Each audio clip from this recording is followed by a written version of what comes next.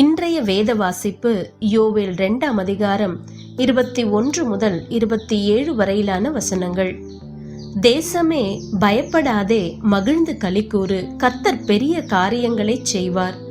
வெளியின் மிருகங்களே பயப்படாதேயுங்கள், வனாந்தரத்திலே மேய்ச்சல்கள் உண்டாகும், விருட்சங்கள் காய்களை காய்க்கும், அத்தி மரமும் திராட்சை செடியும் பலனை தரும்.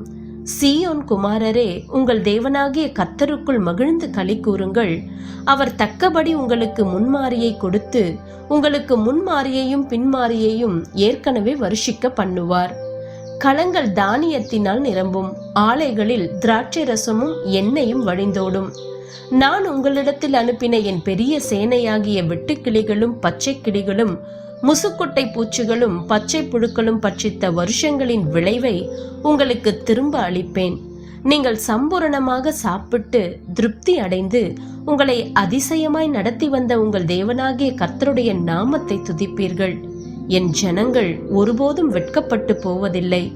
நான் இஸ்ரவேலின் நடுவில் இருக்கிறவர் என்றும் நானே உங்கள் தேவனாகிய கர்த்தர், வேறொருவர் இல்லை என்றும் அறிந்து கொள்வீர்கள்.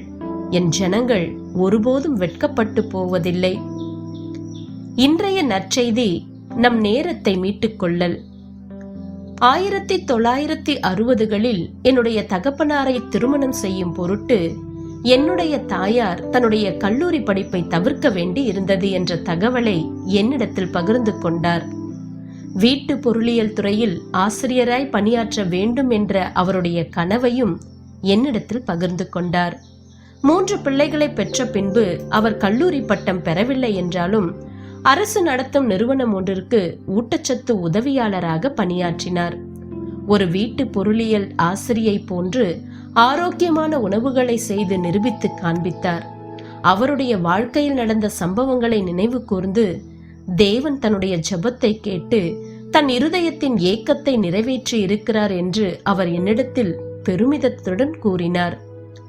வாழ்க்கை நமக்கு அப்படி இருக்கலாம்.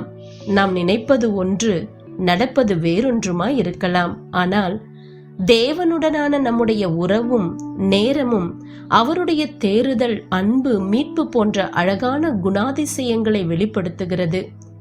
வெட்டுக்கிளிகளினால் ஏற்பட்ட தேசத்தினால் நேரிட்ட இழப்புகளுக்கு தேவன் சரி கட்டுவதாய் யூத ஜனங்களுக்கு வாக்களிக்கிறார். நாம் சந்திக்கிற சவால்கள் மற்றும் நம்முடைய நிறைவேறாத கனவுகள் ஆகியவற்றில் தொடர்ந்து நமக்கு உதவி செய்ய அவர் வல்லவராய் இருக்கிறார்.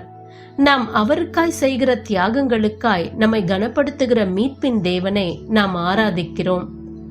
நாம் ஒரு அழிவுக்கு ஏதுவான சவாலை சந்தித்தாலும் சரி, அல்லது நனவாக்கப்படாத கனவுகளின் தருணத்தை சந்தித்தாலும் சரி, நம்மை மீட்கிற தேவனை நோக்கி கூப்பிட்டு அவருக்கு துதிகளை செலுத்த கடவோம்.